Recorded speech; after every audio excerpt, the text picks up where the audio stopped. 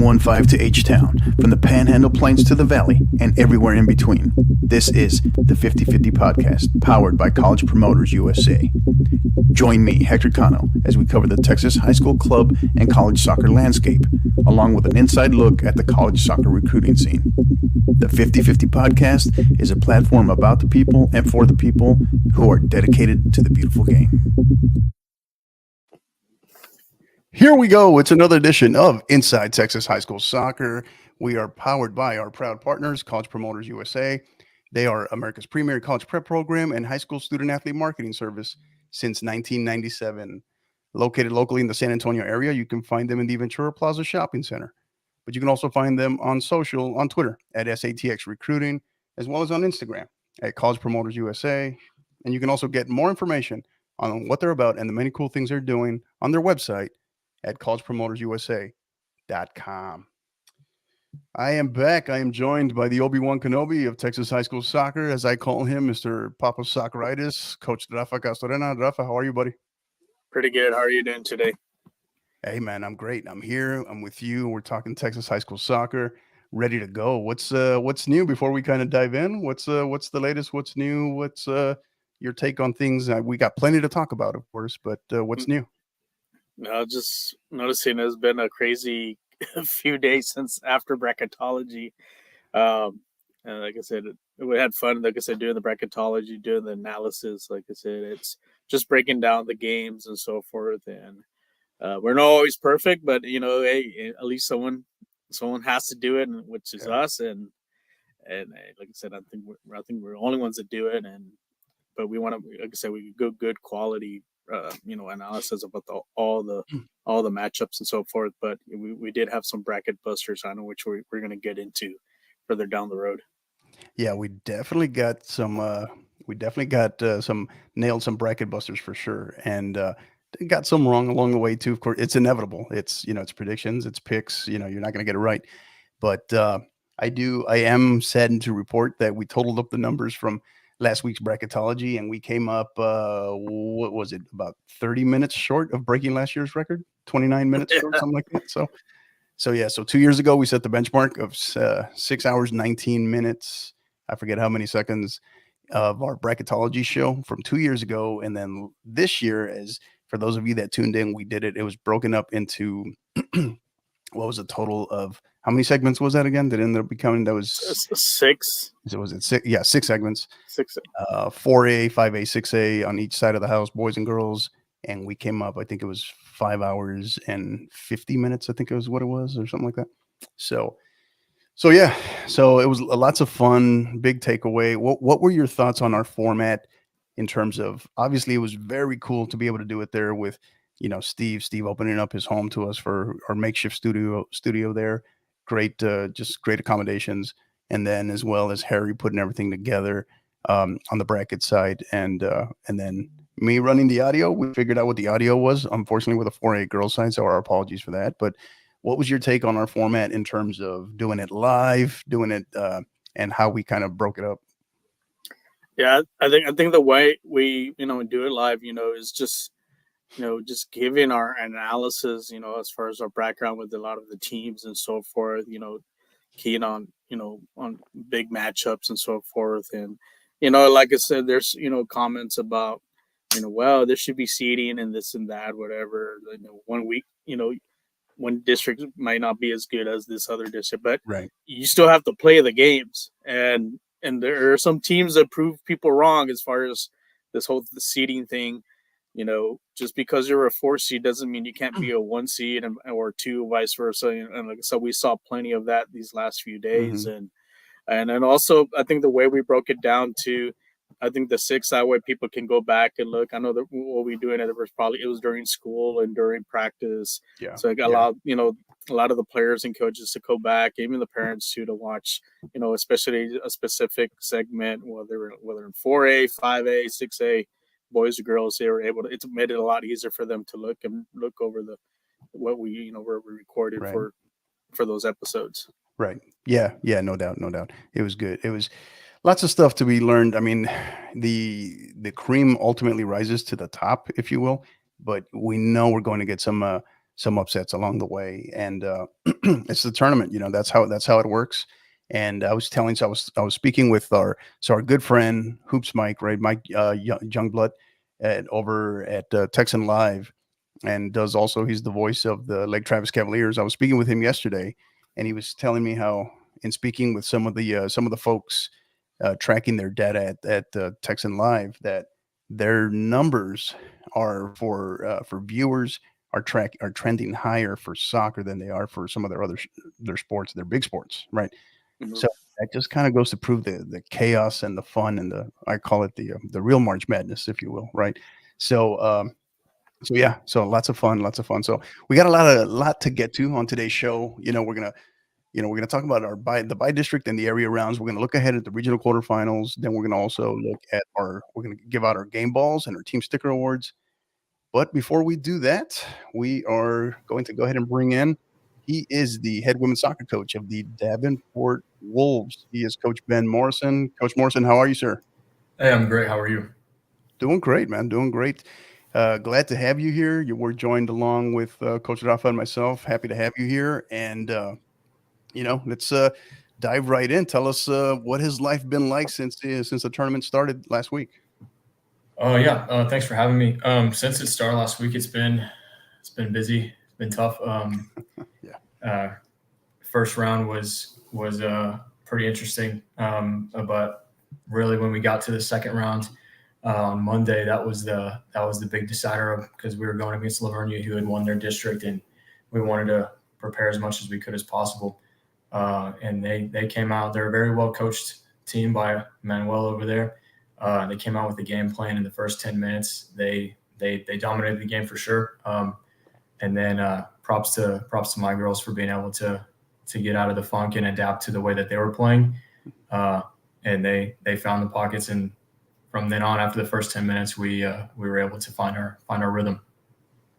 So what's been the lessons learned so far? Take us, before we kind of talk the season, the playoffs, obviously, the lessons learned from last year. Obviously, you're a newer program, right? Only been around for a couple of years. What have been maybe the biggest lessons learned from last year that helped springboard you into this year? Yeah, I've realized that it's easier just to get everything done in a shorter amount of time practice-wise. Going into this year, last year, we were practicing a little bit longer. This year, we've cut almost every practice by 45 minutes just so the kids can go home, get some rest. They've got club practice, whether it's volleyball, basketball, or soccer, and then being able to just go home and relax and be kids instead of going from practice to practice and then homework and sleep. Right. So really, it's kind of just focusing on the kids a lot more and understanding like that they're not just my soccer players. They're other people's basketball players, volleyball players, soccer players. And I feel like that's really shown this far into the season. We're having less tired legs, less injuries, and all that other stuff. So that's one of the big lessons that I've learned this season. Yeah. So tell us, what's it like, maybe the biggest misconceptions in terms of coaching. So obviously you're a 4A school in the Comal ISD, one of the newer programs in the state, and definitely one of the newest programs in the greater San Antonio area. What's maybe some of the common misconceptions in terms of coaching at the 4A level? Any that you run across that maybe you heard before, or that you usually find yourself kind of breaking down? Yeah, absolutely. The common misconception is that everybody plays everything, which is absolutely true. But at Davenport, at least, I mean, I've been in other 4A, but at Davenport, at least, we share our athletes 100%. We've got a freshman that was on varsity basketball and varsity soccer, and we basically sat down and said, hey, which game can you have her? Which game can I have her? And kind of just picking out, and like, she would go to practice this day, practice that day. It's not where this player is in basketball until the very last basketball game, and then we get her as soon as district starts, because that's unfair to the kid because they want to play both sports. Right.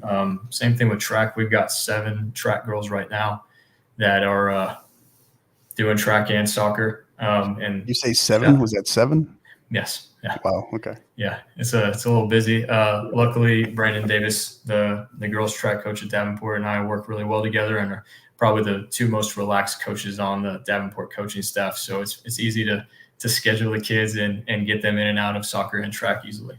Yeah. But yeah. And you know what I've often found at the 4A level that I love and that fascinates me is, and obviously regardless of sport, is but the coaching staffs, because of some of what you just described, the coaching staffs tend to be even more tight knit, right? The head coaches in general, right? That community.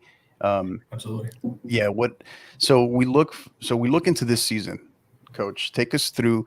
You're competing in an extremely tough district with the likes of Wimberley. We'll get to them a little bit more in a minute, but the likes of Wimberley, Bernie, Canyon Lake, just to name a few, Fredericksburg. What has that journey been like? Yeah, obviously, you're a young coach, developing team, young team, growing team, talented team. What has that been like navigating the district this year? This year, this year, shout out to all of the players, especially the OGs that were there the first year where we got kicked around when we just had freshmen, sophomores, and 3 juniors. They stuck with it because that first year was rough going against Bernie, Wimberley, Canyon Lake, and Fred when everybody was in very top form. And so to now, we're graduating our second group of seniors, and shout out to them for sticking with it after that first season, and now we're having a pretty good run. But it has been tough. I mean, all of the teams in our district give a tough game. And I mean, Bernie, Wimberley, Canyon Lake, Fred, Bandera, and Great Harks. It's in my opinion. I know other people have different opinions, but in my opinion, is the toughest district in 4A, and rightfully so. I mean, we've got 3 meeting back up, or we got 3 in the third round, and possibly we'll see 2 in the regional final. Whoever makes it out, us or Wimberley, against most likely Bernie, who's probably going to make it to the 5th round. Right. Just based on last year and their performance this year, because they're having an amazing season. So it has been tough.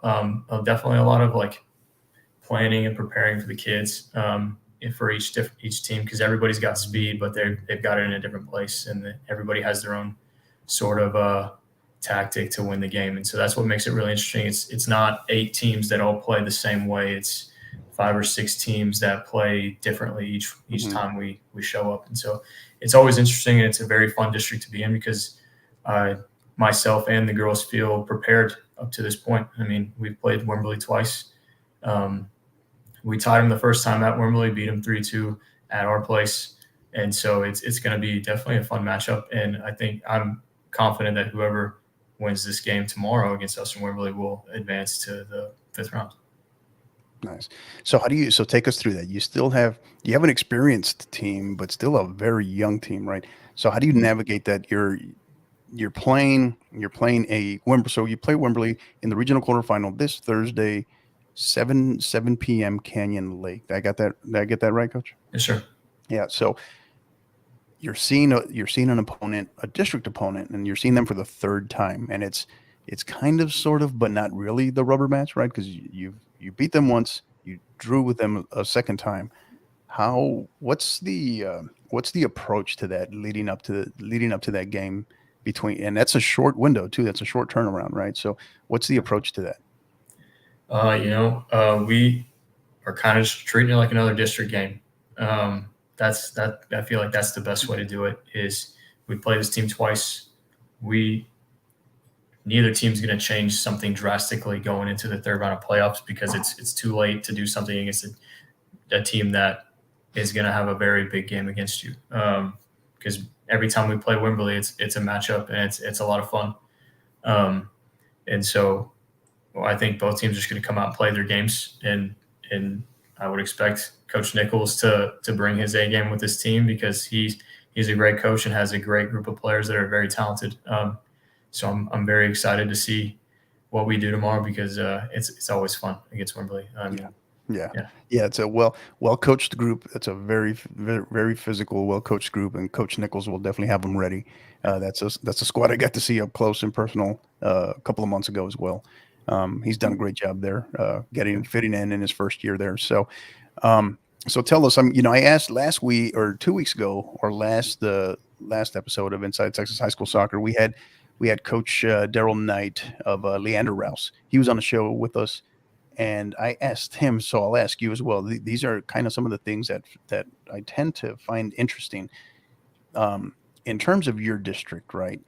How would you describe your district, the week in, week out, just the general characteristic of all the teams, right? So if it was a new coach coming into the district, you're at a district meeting and it's like, hey, what's it like playing in this district? What's the personality? What's the makeup, the temperament of this district? How would you describe it? Oh man.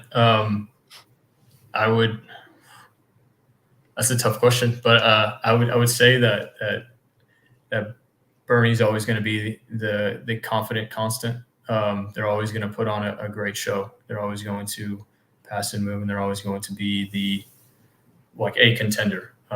It doesn't matter the season. Like this year, it was us and Bernie. Last year, it was Wimberley and Bernie. Bernie's never out of the conversation with that. But I would also say that Wimberley's like the aggressive, like dark horse. You know what I mean? Like they're in the first to third all the time, ready to come out and give it a go, which last year they absolutely did, and they had the players to do it. As for Davenport, I would still call us the new kids on the block. We haven't earned much yet, so I wouldn't give us too much credit yet. And then Canyon Lake's always going to be a dangerous game. Always. Whenever you play them, they've got the talent and the coaching to always put in a few goals and always give you a scare. I think every time I've played them, we've always had a heart attack throughout the game. Yeah.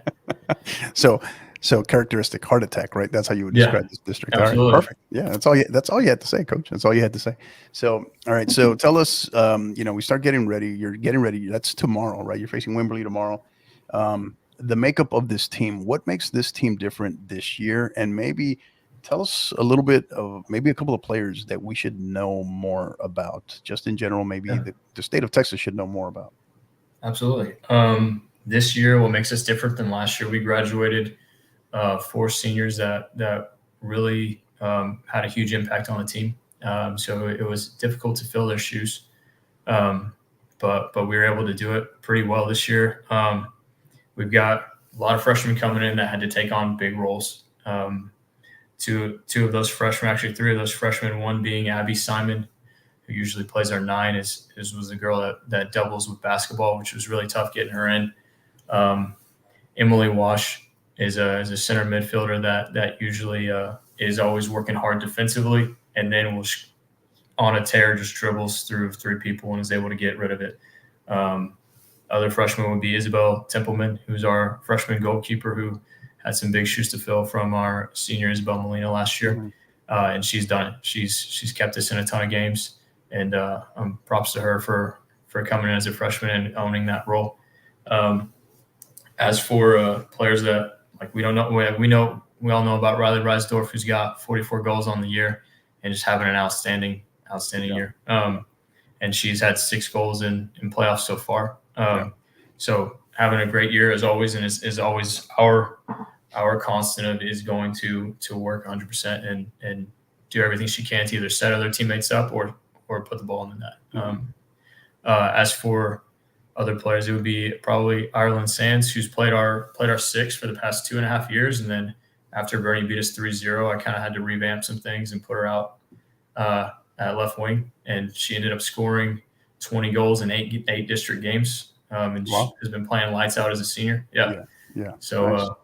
So definitely taking up that role as a newcomer into that role and it's excelling. Right. Awesome.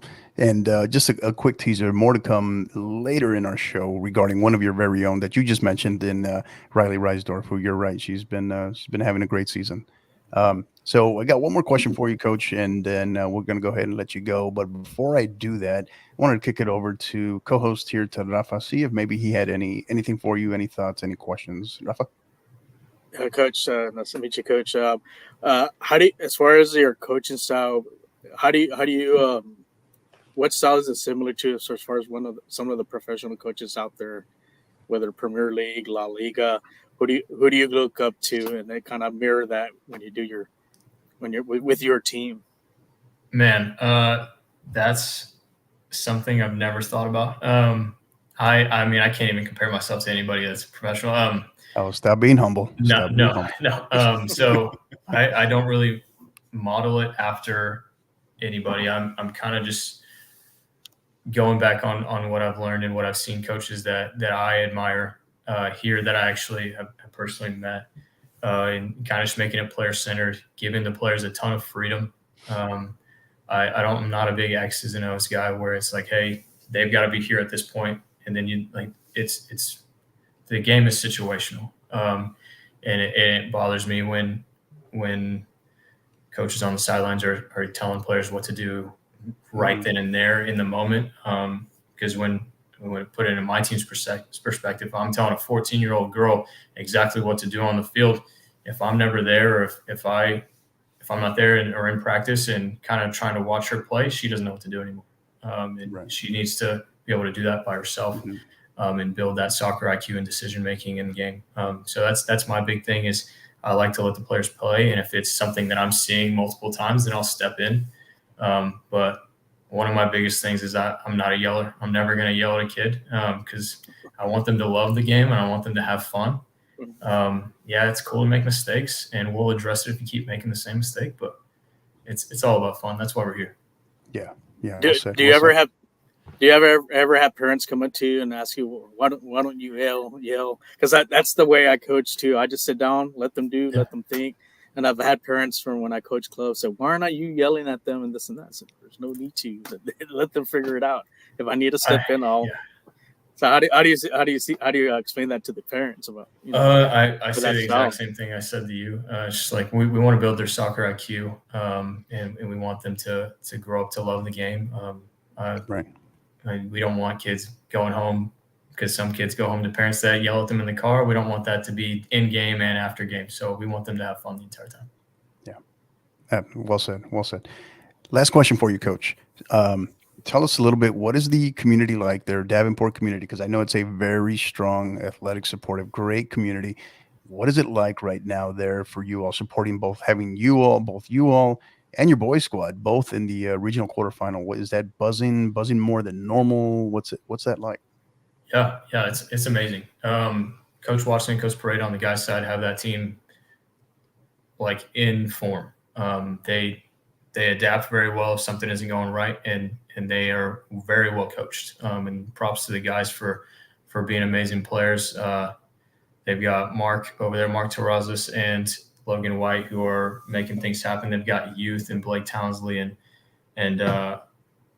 Vinny Hernandez, and so they're all lights out, amazing players. And so I expect them to do very well on Friday when they play. And the environment's amazing because we're all soccer coaches, and so we'll just talk about our games in the morning after, and it's a lot of fun. And then we see like each team, like we had boys come out to Lavernia on Monday and come watch our game, and you can just hear them howling from the stands and all that other stuff. And it was a great environment. And then our girls went and watched them at Davenport last night as well.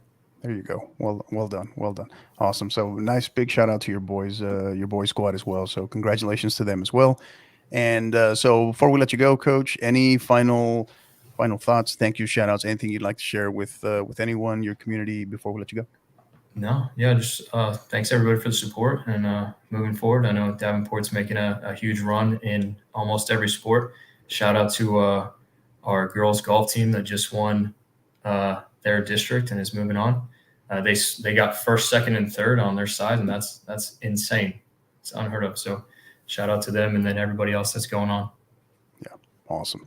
It's the consummate team player. It's not every day we get shout outs to golf teams on this show. So definitely appreciate your time, Coach. Thank you. Good luck tomorrow. Obviously, you got your hands full with a very talented, very well coached Wimberley squad. Wishing you the absolute best. Good luck, and thank you again for joining us.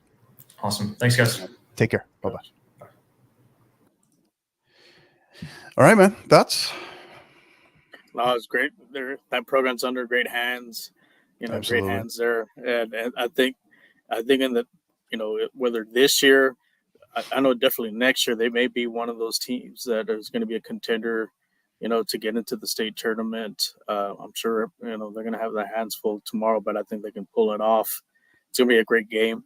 but that program's really kind of skyrocketed, from the infancy to the kind of what he mentioned. They got kicked around a little bit, but they're one of the best teams in the 4A for Region 4 for 4A boys, for girls, and also the boys soccer team too. So shout out to the boys team because they've done an excellent job. Yeah. And it's the interesting piece about that district in particular, right, is you see that with at the 4A level in their district, it's these teams that are they're very highly competitive, very dominant in multiple sports, in all athletics, right? You see that with the likes of Wimberley, you see that definitely with the likes of Bernie, right? You see that now with Davenport. You started to see that to a certain extent with with Canyon Lake, just to name a few. So that's kind of one of those things where in that district, that's what makes that district so tough across the board, right? Even if we're talking beyond just soccer here, just in everything, right? They're battling for everything and challenging, just making deep runs, multiple teams making deep runs in multiple sports. So yeah, definitely agree with you there. So, all right. So that's thanks again, Coach Morrison from the Davenport Wolves for joining us. And so let's dive in, Coach. Let's talk about first 2 rounds. We're 2 rounds in the books. We've made it through the bi-district round. We've made it through the area round, which just wrapped up yesterday, and teams are getting ready. Kick off the regional quarterfinal round as early as tomorrow. Thoughts? We're going to look at this in 2 components. First, our bi-district, followed by our area analysis. But tell us, just bi-district was absolute chaos, right? We kind of underplayed the amount of 4s that would end up beating number 1 seeds. And I think we knew they were coming. It was just a matter of where, right? And as, I guess, relatively conservative as we were at times in bracketology last week, we still saw all kinds of chaos. So tell us some of your thoughts when you look back at the bi-district round from last week. I think you saw a lot of teams maybe came in, as first of the higher seeds, not so prepared, which was kind of surprising too, because they were flying high. Some of them had big, long winning streaks, and then all of a sudden the 4 upsends them in the first round, and that 4 was struggling early on, or kind of stumbling into district play, or had to win their last game just to kind of get in. And normally you would think, okay, well, that's the easy pickings there, but also there are some 4 seeds. They're strong would probably be a number 1 seed in some other districts. So, and there was a case on, I know we talked about that. I know there were some of the picks that we made, that for me, I thought there were some 4 seeds that I think would be a lot better than the 1 seed because they played in a, more competitive district. I think they were more battle tested, and then also, common opponents, and, they had to win over this opponent compared to this other team and so forth. So, it's very hard to predict, these games, because you may have a good game. Some games you don't have a good game in, and you can catch them at a 4 seed can catch a bad one. You're seeing it there on which March Madness there with the basketball. No number 1 seeds are in the Final 4. So and like I said, any given day you can be beaten. Yeah, I heard a stat. What was it?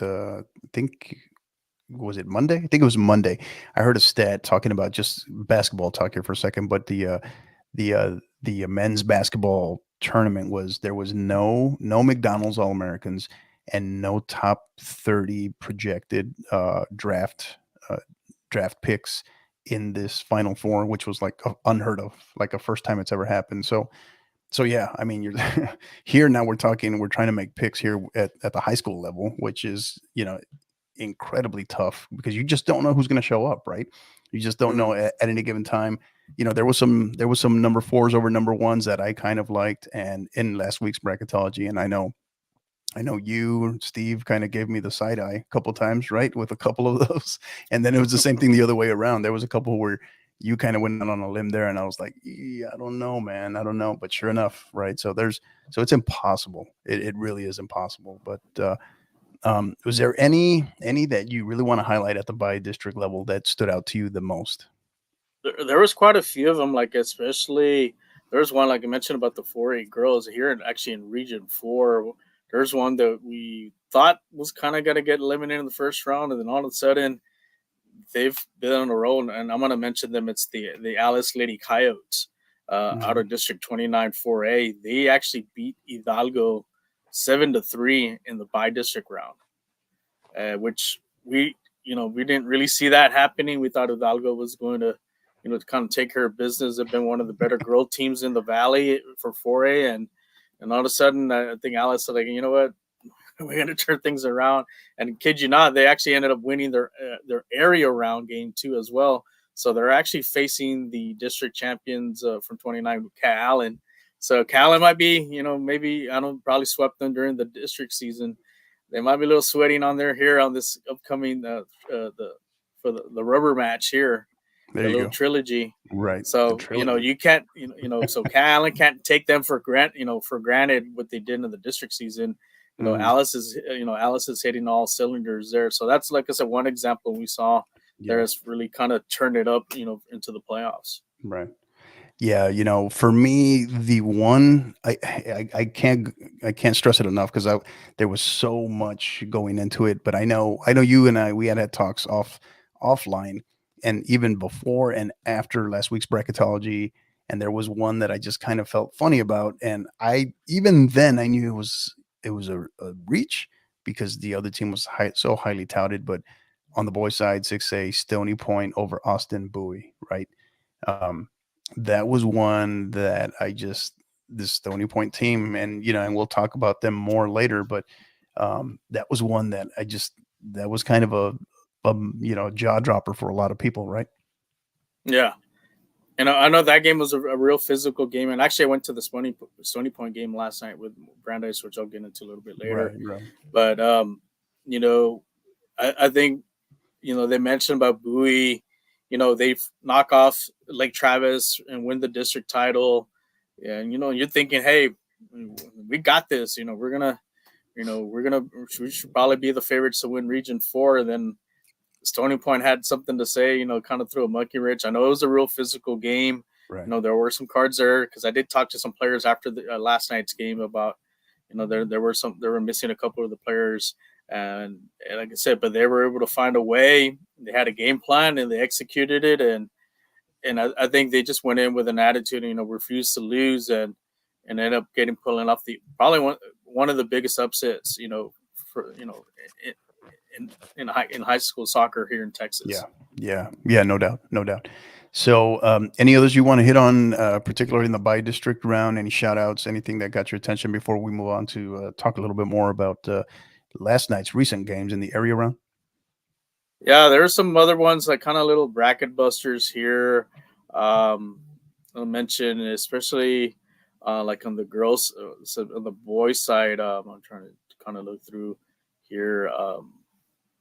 Especially like for example, in Region 1 6A, the El Paso Franklin boys, they end up knocking off Midland. Midland had gone undefeated. They had a loss, at the end of the season, but like I said, hey, we're riding high, and Franklin goes to Midland, upends them over there, and what can you say? And then, like I said, I know that Franklin had to struggle a little bit, but they kind of turned it on towards the end, and just the momentum for them to go over there to Midland and win that game, it says a lot about about that program. Yeah, Coach Hernandez has done in his second year there at El Paso Franklin. He's done a tremendous job. He's really just completely changed that culture, and they believe. So yeah, there's a lot more to come from that program in the future for sure. So now we look at yesterday's results, yesterday's matchups. I know you're going to talk a little bit more about the game you covered. Some of our area analysis talk, some of the key games, key results that got your attention, maybe the most. I think the one that got my attention the most was we are going to have a brand new 6A boys state champion this year, and kudos to the Johnson Jaguars, from Northeast ISD. They went in with no fear. Like I said, we had nothing. They stood up tall and ended up knocking off Lake Travis, and I think a lot of people didn't think, Lake Travis, would probably, it'd be a competitive game, but find a way to win. But Johnson had other plans, and now they're in the regional quarterfinals, and that's a huge win for them, for that program. and it's one of those programs that have been kind of, it's been featured. I know for our, for my local rankings here for the roundtable rankings have been in the top 10, but this is a signature win for them. I know they got a tough one on Friday because they got to play a district rival, which is Lee, which, like I said, they had, they've tied once before. So that's going to be a good one. I think they're playing that one at Comalander at 7:30. Yeah, that's a very similar situation as what we just talked about with Coach Morrison versus Wimberley, right? Where, they lost to the opponent they were facing now in the regional quarterfinal in Lee. They lost to them once and they tied them once. They drew them once, right? So now it's the kind of sort of rubber match, but not really, right? So and you know how it goes when you're facing a team for the third time in a season. There's kind of really only so much you can really kind of tweak, and you can make adjustments. Your opponent well, especially as a district foe. But then it's just that time and let it, you prepare accordingly, and then you just let it rip. Yeah. And like I said, that for, you never know what can, like I said, sometimes when as far as the matchups, I think people overlook this. Sometimes your team may have a better, as far as your style is better equipped against the other teams. And I know they mentioned about, the seeding and stuff like that, but that gets thrown out the window because, maybe your style of play is very effective against, a team, even though they may want a district title or higher than you, if they can't adjust to that, they're going to take care of business. And I saw a couple games, like I said, online that, there were some teams, and I'll mention one, like, for example, like Harlingen and the boys, they were a 4 seed. They knocked off a number 1 seed from District 31. I think it was Edinburgh. And, their style of play, they ended up winning 5-1. Their style of play really, it's a good matchup, right? Styles make matchups. Yeah. Mm-hmm. Yeah. So, and, you never know what type, you may go into a team. Yeah. They may have not the best record as you, but their style of play could affect you how you do things on the field. Yeah. And the interesting one too is we talk about, so you mentioned Johnson knocking off the defending 6A, the boys 6A defending state champion in Lake Travis. And that's that ongoing battle, right? That we see, particularly those of you that are familiar with Region 4, between it's San Antonio and Austin fighting for supremacy, right? And you saw it 2 years ago. It was Lee knocking off Lake Travis. And then last year you saw Lake Travis, breaking through, right? Coach Bamel having his boys breaking through, making that run all the way to the state title. And now it's another opponent from that very tough 28 6A, this time in Johnson, that takes out Lake Travis, which surprised a lot of us, right? But I know that's still a very underrated, highly talented Johnson squad, right? So, what's your take on that when we look at from that perspective of the ongoing battle with San Antonio and Austin? And obviously we can talk about that on the girls' side because that's a different discussion. But on the boys' side, especially at the 6A level, it's this tug of war there, right? Yeah, like I said, they've been the state champions the last, I think 2 years. It's been from Region 4. One takes control, then the other one comes back, and that's what goes with same thing with the girls too a little bit. But it's developed into a rivalry, kind of similar to SAFC with Austin FC. That little rivalry there, that 35. Who's the king of the hill when it comes to soccer here in South Texas, and you're seeing these teams play each other actually in the non-district season, just because they know they're may be facing each other here in March and in early April. So and that's starting. We're starting to see that trend more and more of them playing each other, and we're getting good matchups. And you never know, because like another game like last night was like Drooping Springs. The Drooping Springs boys were a 4 seed. They were struggling, all season long, and they were able to get in, and they knocked off a really good Westwood team, and they knocked off a really good Reagan team. Yeah. That just shows the talent level we have here in this area. Another one, I guess, for the girls side, I want to go with also the girls side, is like the one I mentioned to you or a month ago, is the Bernie Champion girls. Keep an eye on them. Like I said, what do? They knock off Rouse. and now they not what get us now. They're having the rubber match with Smithson Valley, which should be a good one there. But like I said, yeah, that rivalry, San Antonio Austin, it's coming up, but it's creating a lot of great games. Not to say that there aren't any great games like in the Houston area. I'm sure there's some great Houston area areas like the North and South Houston. I'm sure Dallas, like I said, like the East Dallas and West Dallas, like when the North Dallas teams and some of the West Dallas teams, you look at your McKinney's going against your Louis O. Marcus's, your South Lake Carrolls, and those are some really big matchups as well too. Right. And then you have your West Texas ones too. Your Midland Odessa's, the Lubbock's versus El Paso. So it's a kind of a tug of war for a lot of these little regional rivalries. But but it creates a lot of great games. But here, like I know for Region 4, it's you're starting to see a lot more of that. Yeah, no doubt. And that was one that we talked about. I know I mentioned that, right? I said that, what was that? Maybe 2 episodes back of Inside Texas High School Soccer, about you do not, if you win your district title, the last thing you want to see is something like a number 4 seeded Bernie champion, right? That's something you would not want to see, right? So they are playing extremely well, and Coach Walters, Carol Walters, has them playing their best at the absolute right time, and that's going to be it for a great matchup versus Smithson Valley, and we'll talk about that a little bit more later. So, all right. So really quick, before as we start to transition here, let me tell you a little bit about our good friends at Gipper. So Gipper is the way that schools, athletic departments, ADs, and coaches create world-class marketing content. Join over 2,500 coaches, ADs, and soccer programs that use Gipper to create high-quality visual branded graphics for your program. The best part, anyone can do it in seconds on any device without needing any design experience whatsoever. If you do have more experience as well, if you are what they call the power user, this is intended for you as well, because now you can dive in and use their platform that much more advanced. So great stuff. And they're going to reward you and save you money just for simply being a 50/50 podcast listener. So listeners of the 50/50 podcast can receive 10% off any first-time Gipper purchase. Simply visit Gipper.com/partner/5050 to learn more. Again, that's Gipper.com/partner/5050. All right, Coach. So we move on here. We're going to look at we're going to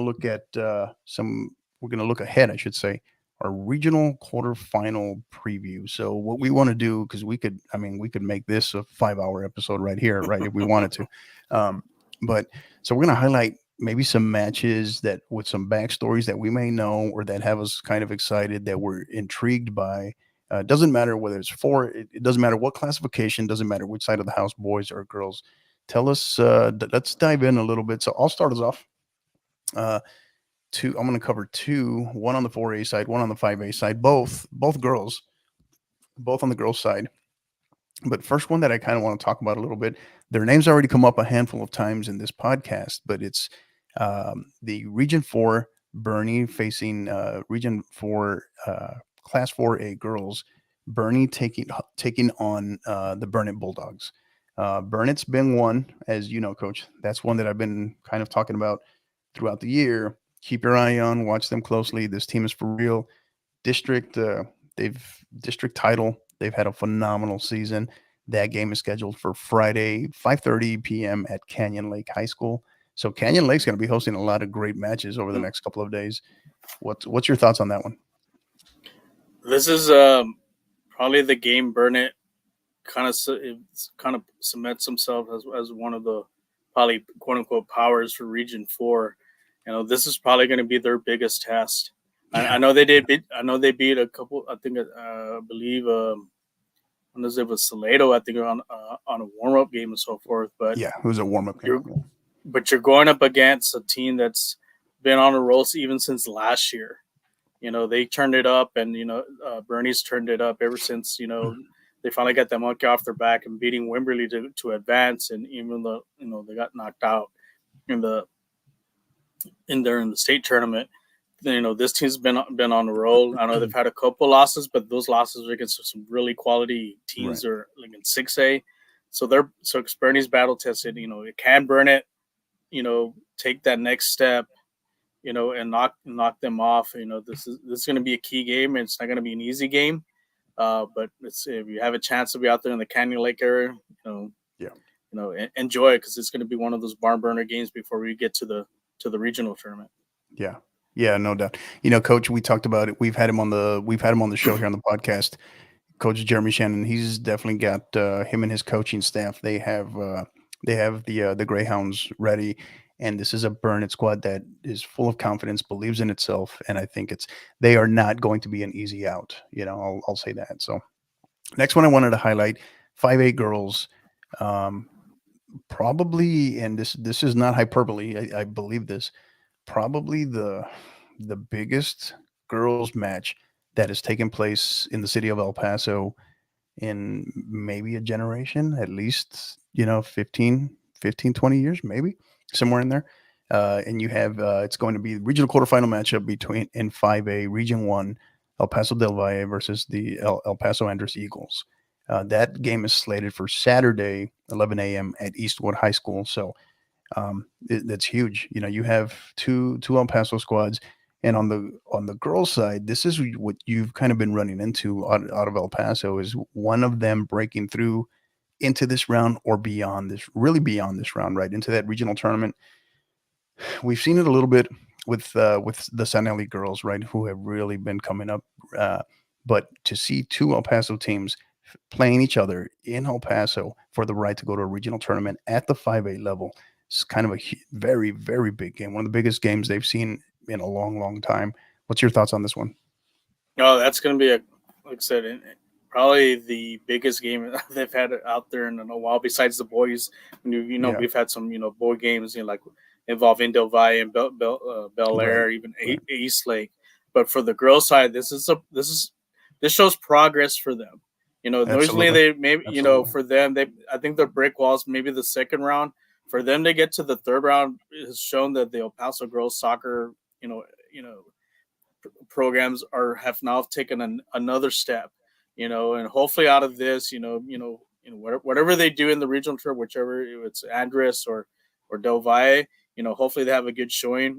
Sooner or later we're going to see an El Paso girls team, whether it's 4A or 5A or maybe even 6A, finally break through and get to Georgetown. And so I think this is the first step here. I think it's a confidence booster, not only for those two programs, but also for the city of El Paso, for girls soccer, that it can be done. And like I said, we have the talent. Can we now take it up to the next level and get to the state in Georgetown? Yeah. Yeah. And it's an interesting matchup because you have the very experienced, the veteran squad of Andress, which is loaded with, I think, 10 seniors, if I'm not mistaken, 10 or 11 seniors. And then Del Valle here is the younger squad, but also very well coached. And Coach Sazo, shout out to Coach Sazo, who's also a 50/50 podcast alum. She'll have them ready, right? She'll definitely have them ready for sure. So next one I wanted to highlight, we're going to go to the boys side, 6A, big matchup, one that two squads that you've been big on all year through your RPI, in Allen versus Irving, and that's slated for Friday, 7:30 p.m. at McKinney ISD Stadium. Thoughts on this one? This is probably the game that Irvin's been looking for. If they're gonna, they've been that team. I think they made a statement early on in the season, and we were kind of like, these guys for real, and they go through their district, win their district. They knocked off McKinney Boyd, which is one of the established programs there in the Dallas area. Right. Can they take that next step, beat another established team? Allen has that history, having great soccer programs. And, if they can get a win, who knows? They could surprise some people, maybe, and end up being that Region 1, representative for 6A soccer. And who knows? Maybe they could be the favorite to win it all now, because like I said, now we're going to have a new 6A state champion. Right. Yeah. Well said. Yeah, that's going to be a phenomenal matchup. So again, that's Friday, 7:30 p.m. McKinney ISD, 6A boys, Allen versus Irving in the Region 1 regional quarterfinal. And then last matchup I wanted to highlight, Coach, before we kick it over to you, 6A girls, 6A girls, Ridge Point versus Katy Seven Lakes, Friday, 7:30 p.m. there at Rhodes Stadium there in Katy. And simply put, this one, I think this is potentially right for the right to win the region, right? You're looking at it, it's in the regional quarterfinal, right? And with respect to all of the teams that they have to still face in the regional tournament. But, it's kind of hard to go against the winner of this matchup, right? Yeah, I mean, it's like I said, they're probably the top two programs from that area. Um, like I said, made it to to state tournament last year. Can Silver Lakes, can they dethrone them and take over? Kind of be the queens of the area and get on to Georgetown. Like I said, I think those have been our two favorites. Kind of going into, especially during bracketology, that we thought it would probably be whoever wins this game is probably going to represent the region. Right. For there at Georgetown. Yeah, it's a 6A Region 3 supremacy for sure. And I know you've been big, obviously Katy Seven Lakes on the girls' side, well, on both sides, but the girls, they've been big in the RPI this year. And Ridgepoint hasn't quite been in there. And after Ridgepoint's run to the state tournament last year, what's your take on them going into this year, going up against the highly touted RPI squad that you have in Katy Seven Lakes? I think for them, they have the experience because they've been there. Seven Lakes hasn't yet, and I think making that run they made last year. You got to give it also. Ridgepoint is still undefeated. They haven't lost a game. They have some ties, but they still haven't lost a game. So, yeah. They're a pretty confident team, and Seven Lakes. I think the pressure's on Seven Lakes because they have to beat Ridgepoint. Ridgepoint's like, hey, we've been there, done that. If you want to represent this region, you got to take it from us. And like I said, I think they're well coached, and like I said, they're having that experience of being there last year. I think might be the key for them to win this game. Like I said, this weekend. Yeah, no doubt. So that's going to be the 4 matches that obviously I'm excited about a lot more than that. I can talk about Reedy versus Wakeland, tons of others, but any that you want to highlight that you want to throw out there, Coach, as we look ahead at this in our regional quarterfinal preview that starts tomorrow? Yeah, for Region 3 boys, this is a big one. This was actually going to be in the Austin area. You have Pflugerville Conley versus an upstart of LASA, the Liberal Arts Science Academy, which is a team that's come out of nowhere. Right. And we thought maybe the Cinderella shoes was gonna midnight was gonna strike midnight for them in the second round, but LASA's found a way. They got a 2-1 win over Eastview, and Eastview's not a slouch. No, and then they they end up knocking off A&M Consolidated convincingly with a 3-0 win. Yeah, Their peak, like I said, their 2 big wins has them real confident going to this game, but it's going to be a tough game because Pflugerville Conley, they've made deep runs in the past. They have a great program, but it's going to be probably the big clash there this weekend. They're in Austin, and so you have a chance to go out there, make sure you watch that game. It's going to be probably one of those instant classics there for Region 3. Other games, though, I'm going to head down south, Region 4, 6A. Probably the kind of one of the little clásicos there that they have there in the Valley area.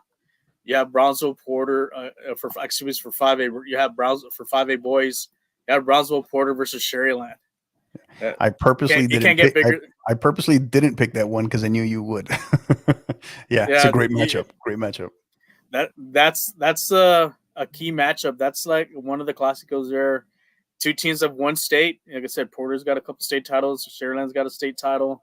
It's going to be a shame whoever loses this game because any of it can be a threat. In that, especially, I know Leanna Rouse has gone to kind of the highlights for their in Region 4, 5A. But the Valley teams always find a way. They bring it. So, and for them. So for them, they actually play the winner of the Southwest Cedar Park game, for the regional tournament. So if you're in the Valley, make sure you watch that game. That's going to be, I'm sure it's going to be, the stands are going to be filled with a lot of fans. And I've been to a couple of Valley games, and they bring it, and they bring it, bring the excitement there. So great, it's going to be a great game. Other games, kind of looking out as far as like boys, the one team that kind of finally got something off their back as far as, kind of like the Dallas teams, knocking on them, is the East Lake boys from El Paso. they got last year was a disappointment, but this year I think this could be the breakthrough for them.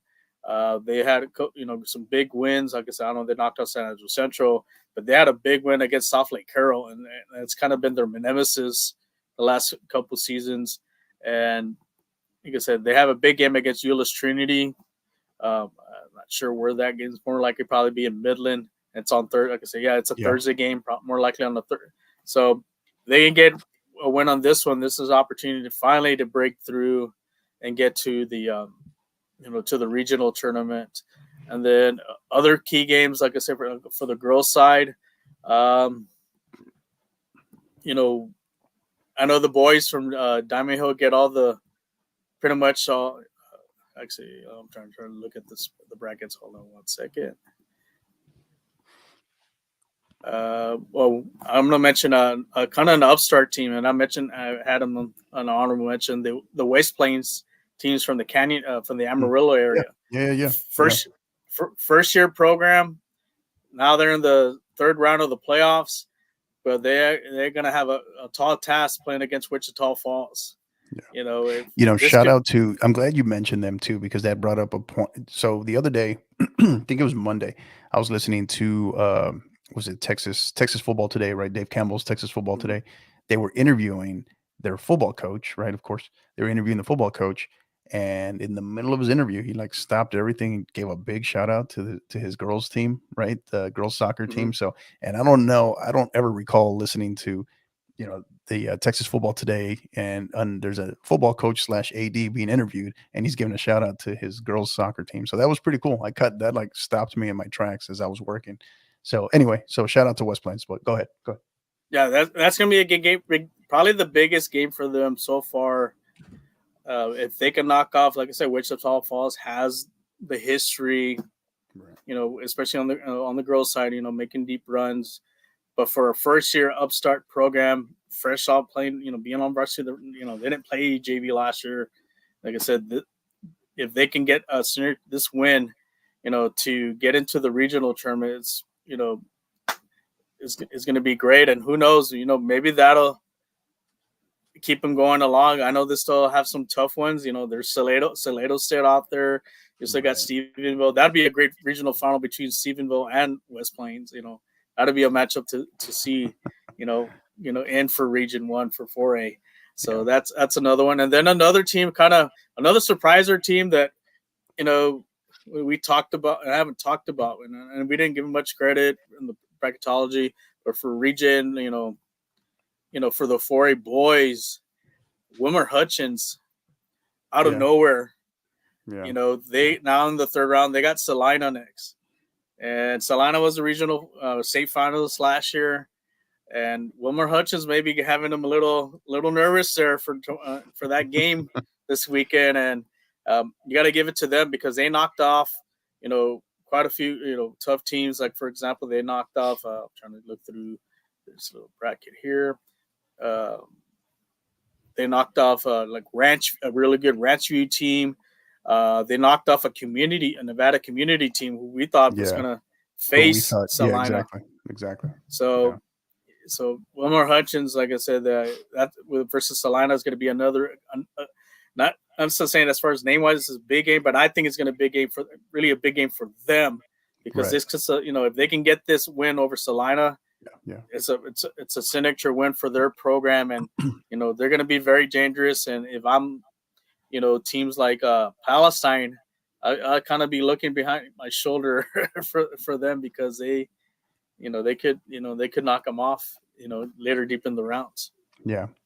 And, one of the things that I kind of wanted to mention that I wanted to highlight is, and you and I have had this conversation before offline, is this tournament, you're talking about 7 matches, right? One of the things that we try to do when we go through bracketology and we start looking at our analysis, right? That's deep analysis of these teams through their strength of schedule, their non-district schedule, in talking, because we talk to a lot of coaches as well, and within the district and out of the district. And so all of these things kind of factor in there, right? The current form that they're in, how hot or not hot they are they banged up, injuries, all these things. But so we start looking at what are the teams ultimately that we think can win can rattle off 7 wins, right? Because that's what this tournament is. It's 7 wins to the state title. And sometimes to do that, and the reason why maybe not the most talented team isn't necessarily always the best team that wins out is because this needs to be almost compartmentalized and broken down into 3 separate tournaments, right? We talked about, so you see we're in the first mini tournament within this tournament, if you will, right? Because you look at by district, the area, and the regional quarterfinal. Then you get past that, you move on to the second phase, right? That regional tournament, right? Which is at a designated neutral location. Doesn't always turn out to be a neutral location, depending upon who's there, right? And then if you can get past that, then you're in the big show, right? The Final Four, the state tournament. And then from there, at that point, it's winner take all. And if you've made it that far, obviously there are no weak teams, soft teams, easy teams in at that level playing in the state tournament. So when you try to compartmentalize that, I think that's the thing, is what we have found, what we've seen true to form over the last couple of years, particularly last year and now this year, is you see some of these upsets, or you see some of these teams that are favored, they have tough by district round matchups, right? And then they tend to have a significantly easier area round matchup for any number of reasons, or maybe they run into an opponent they weren't expecting to because of an upset. And then now here we are at the regional quarterfinal matchup, where you can point to a lot of regions where potentially some of these regional quarterfinal matchups are, if you can win this, you could potentially be the region champion, right? Like things could go in your favor if you can get through this regional quarterfinal matchup. So what are your thoughts on that? Yeah, when you look at some of the bracket, some of the games, there's some like head scratchers. Like these 2 teams are actually playing against each other this round. But like I said, anything can happen. Like you mentioned, you have a tough bi-district game, and you may have an easier one in the area playoffs. And now, but then you have to get back up, play. Sometimes it's a district opponent that you got to face a third time, and that's usually the case for most in this tournament. Like you're seeing teams, they're going to face each other for the third time. And like for example, like you mentioned, like Davenport and Wimberley, they're going to face each other for a third time. Johnson and Lee, they're going to face for the third time. So you got these district matchups, in these rounds, like I said, that makes things a lot of unpredictable. But it makes, like I said, it makes that soccer great for us, because it gives us great games. And some of these dark horses, they're going with a mentality with nothing. They're this close away. We can say we can pull this off. Who's to say we can't get into the big dance? And it's just regardless of what anybody says for us, with this district, this and that, you still got to play games and so forth. So it's I'm looking forward to a lot of these regional quarterfinal games that we're already seeing. Yeah. Nice little shout out there from Harry Austin. You know that guy, never heard of him. You know who that guy is. So, of course, nice little humble brag of his. He was 100% on his selections, according to him, in his own mind. But thanks, Harry. Thank you for all your work on this. Really appreciate you, buddy. All right, don't go anywhere. We're going to be right back after a quick word from our friends at College Promoters USA. College Promoters USA, founded and located in San Antonio, operates as the only family-owned college recruiting company in Texas that brings a truly professional, local, and face-to-face approach to area high school student athletes and their families. As the lead sponsor and proud supporter of the 50/50 podcast, alongside Coach Hector Cano, College Promoters is proud to be elevating its support for the college soccer recruiting process more than any other service in the country. If your son or daughter is serious about competing in college soccer, call College Promoters USA directly at 210-494-6363 or visit collegepromotersusa.com anytime.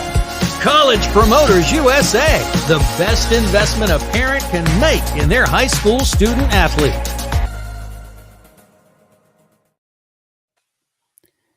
And we are back, episode 8 of Inside Texas High School Soccer. I'm your host, Coach Hector Cano, along with my lovely co-host here, Mr. Papa Socaritis, Coach Rafa Castorena. All right, Coach. So we've covered multiple things here already. We're going to go ahead. We're going to dive into one of our newer traditions on this show, our player game balls, followed by our team stickers. Coach, you go ahead, lead us off. So for my player team player game balls. I'm sorry, player game balls. Okay, so my player game balls, I have my first one for the girls. It goes to Brooke Atkins from Summer Creek High School. Only a freshman. Keep an eye on her. College Promoters USA. Keep an eye on her. Maybe she'll get in touch with you guys. Shameless plug. There you go. Same plug there. If she's watching, there you go. She had a hat trick versus Clear Falls in the every round. For a freshman to have a hat trick in a real competitive second round game, kudos to her, and good luck to Summer Creek in the regional quarterfinal. And then for my boys, actually witnessed this hat trick was Diego Cabezuela from O'Connor High School. He had a hat trick versus Loretto United. Shout out to the O'Connor Panthers parents. Having me and Steve there sit with them. Watch. It was a great game. But what can you say about Diego? Diego had an awesome game, having the hat trick and leading to victory, advancing to the round. Unfortunately, like I said, they lost against Roswell River on the area 1-0. But great season for Diego, and like I said, good luck on your future endeavors as well. Yeah.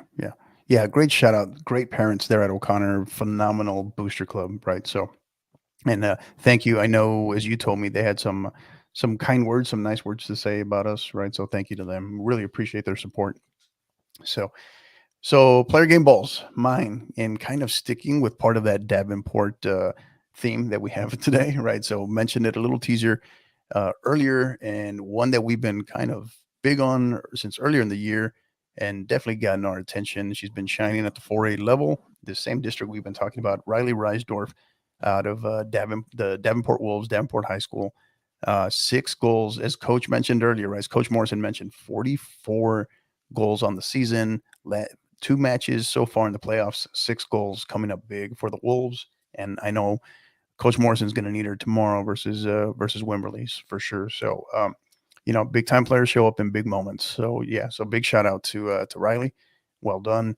And then on the boys' side, one who I actually was going to have a different pick, and then I saw the film on his phenomenal goal, game-winning goal. I don't know if you saw it, Coach. Jesus Blanco from San Antonio Lee, right?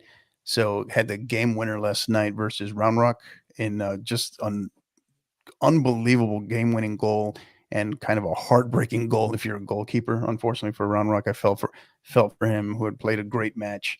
But yeah, Jesus Blanco on the boys' side for San Antonio Lee. He's my game ball winner for the boys. So well done, both of you. Team stickers, what do you got, Coach? So team stickers, I have a shared sticker, co-stickers for both the boys and the girls. I want to go with the girls first. My co-sticker goes to the Bay City Lady Black Cats.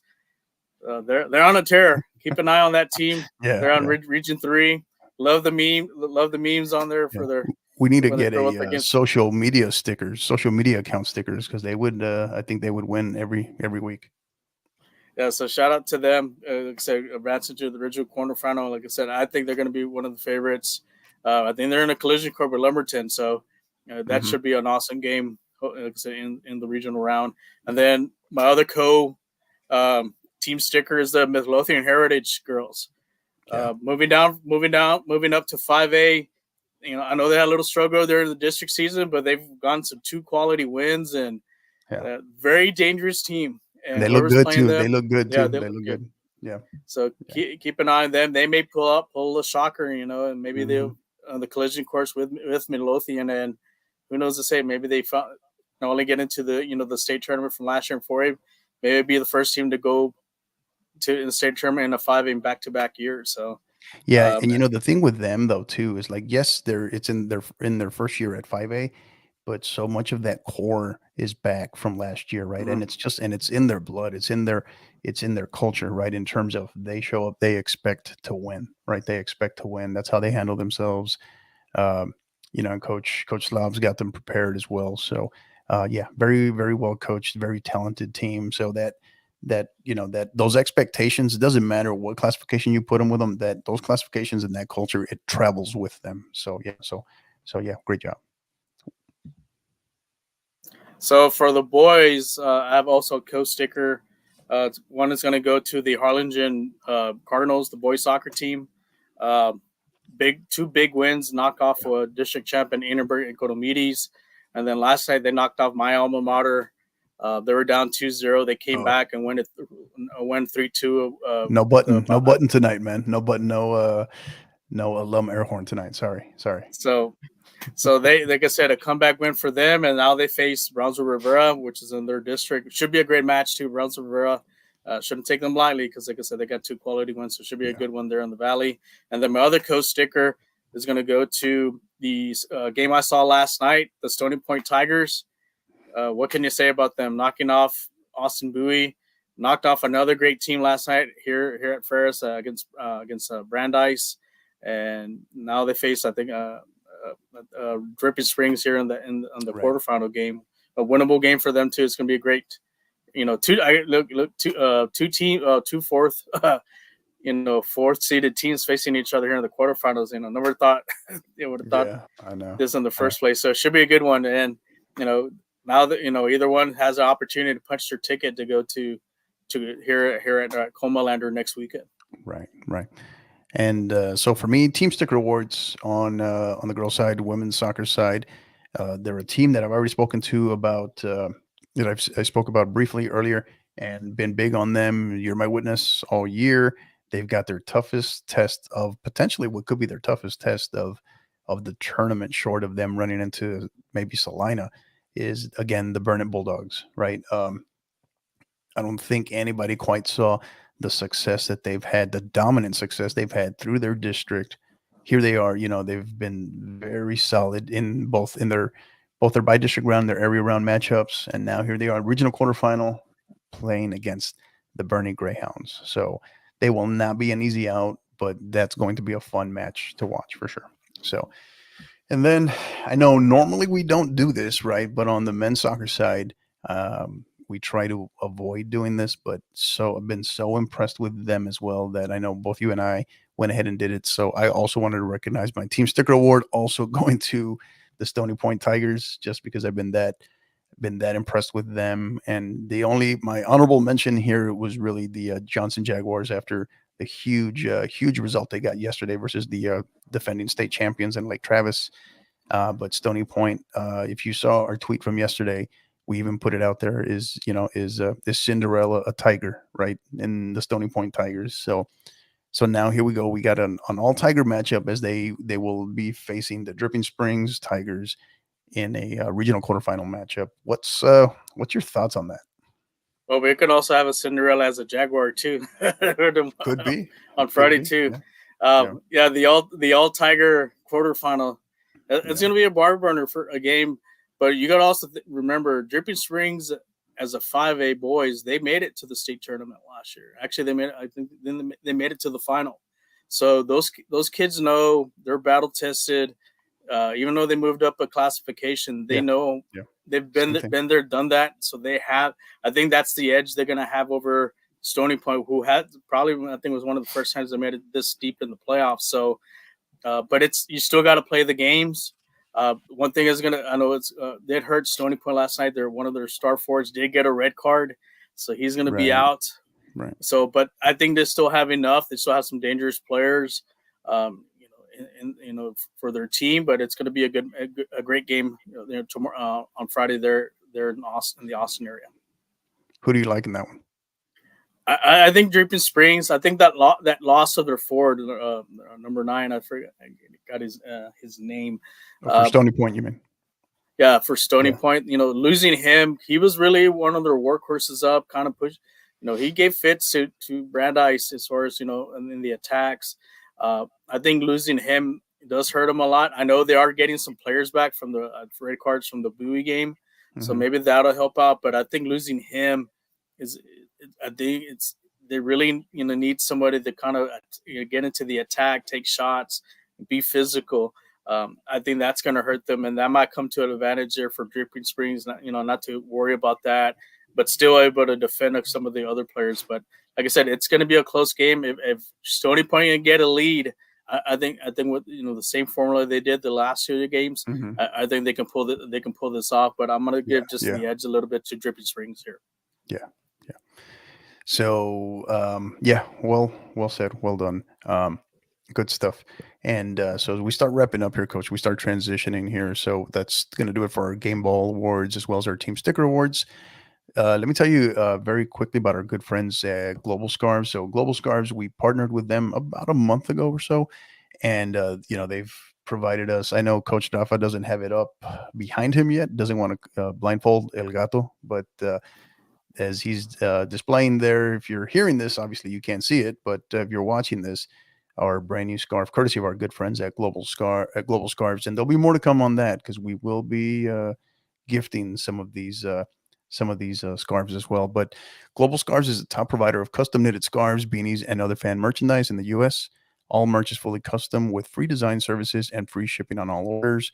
You can contact them at info@globalscarves.com. Again, that's info@globalscarves.com to get any free designs or quotes built up for your school or your club. Okay. If you mention the hashtag 5050pod or mention to them the 5050 podcast, they'll make sure that they take care of you. Again, so you can contact them at info@globalscarves.com. And our great friends there, along with our good buddy Kyle, Mr. Kyle Wall, they'll take care of you. So, all right, Coach, we'll start to wrap up here. Before I forget, so our next episode, right, of Inside Texas High School Soccer will be coming to you a week from today, Wednesday, April 5th at approximately 8 p.m. Obviously, time is subject to change, but we have put that in the books.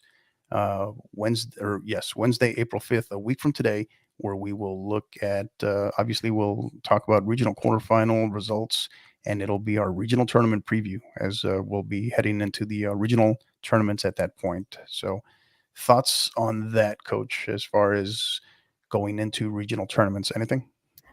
Just looking forward to see some of these key games. We still have some contenders that we thought would go through, but we got some Cinderellas.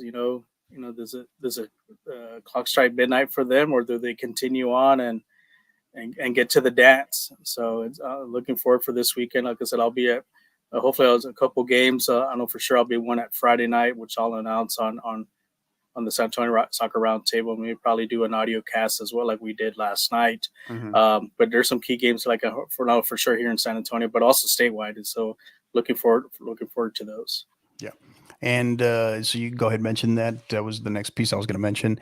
Where will you be? Where will the San Antonio Soccer Roundtable be these next couple of days for the regional quarterfinal action? So Friday, we're more likely I'm going to be at Comalander Stadium. So attending the trilogy between the Jaguars and the Volunteers from Lee. Should be a great matchup.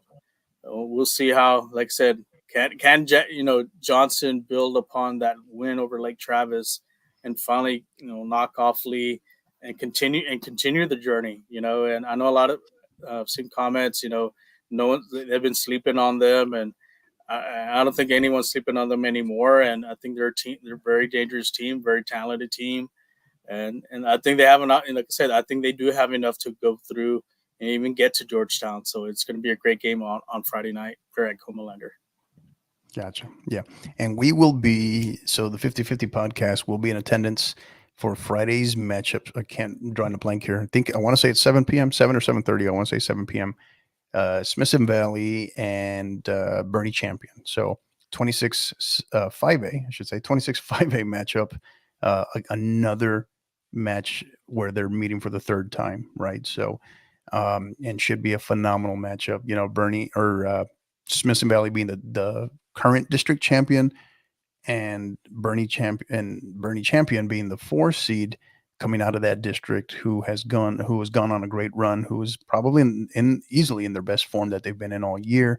So it should be two teams that know each other very well, two squads that are very well coached, and Coach Atkins and Coach Carol Walters, Jason Atkins and Carol Walters. So, and as we've discussed, Coach, this is really around that time where coaching really starts to show up, right? Coaching starts to really matter.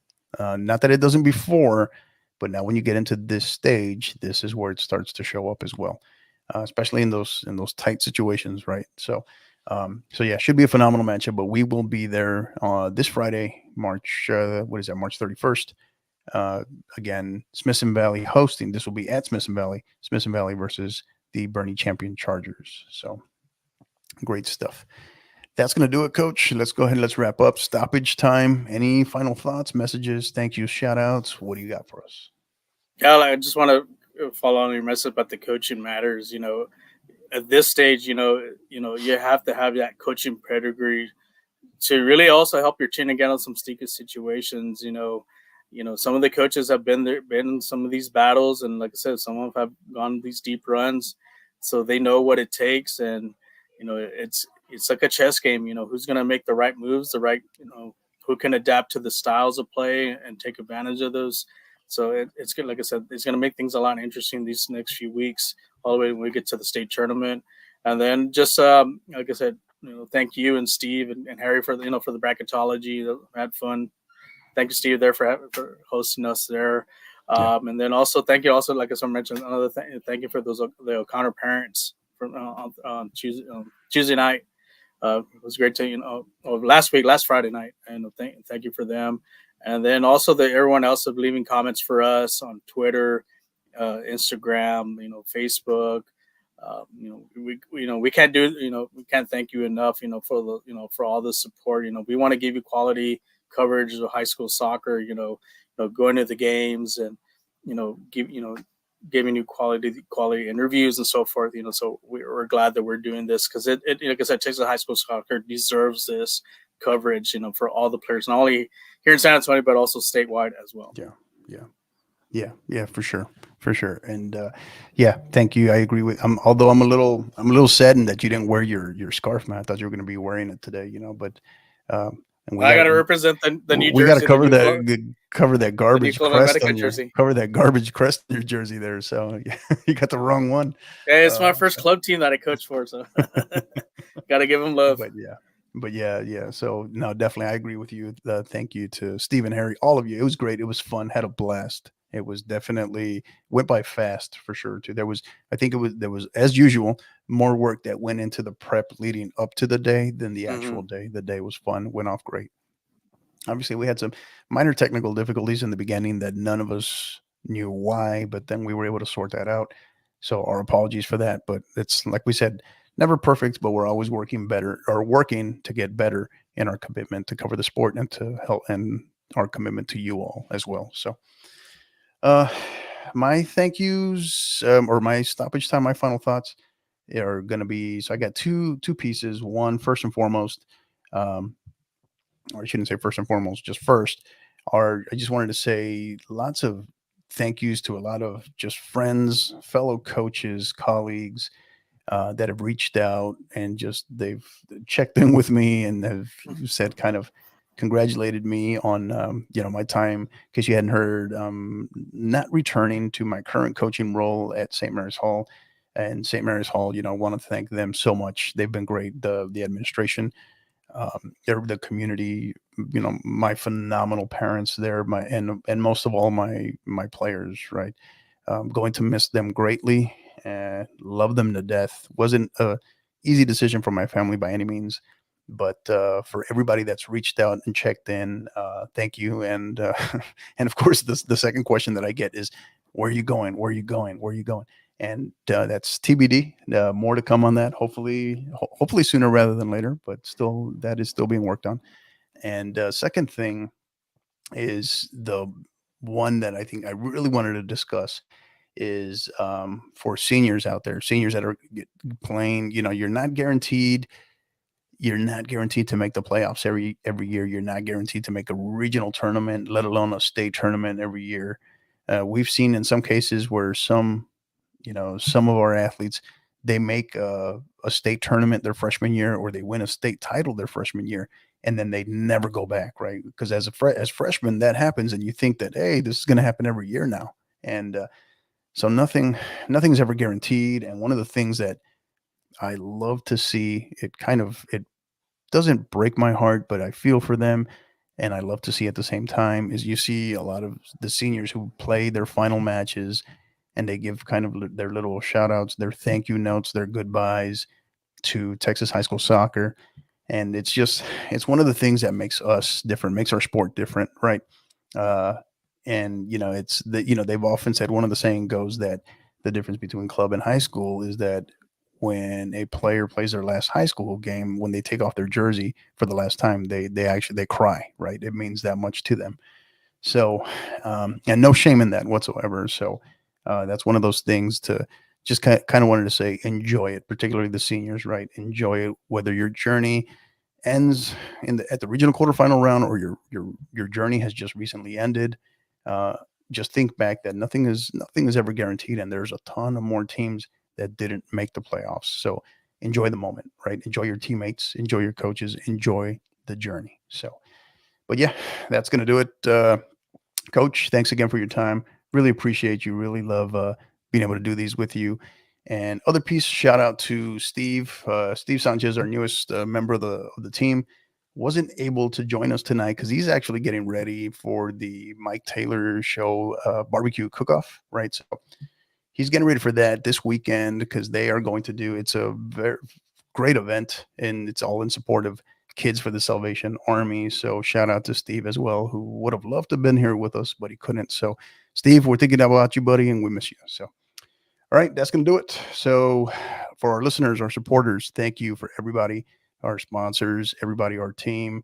Thank you so much. We've loved this journey, and the tournament is here, right? The tournament is here. We're 2 rounds in. Let's have fun with it. Enjoy it. Enjoy the journey. And you know what to do. Until the next time, keep downloading and keep listening. You've been listening to the 50/50 Podcast, powered by College Promoters USA. Help us continue to grow by liking, rating, and subscribing on all major podcast platforms. And don't forget to follow us on Twitter at 50_50pod, on Instagram at 50_50 podcast, as well as on YouTube at the 50_50 podcast. Until the next time, keep downloading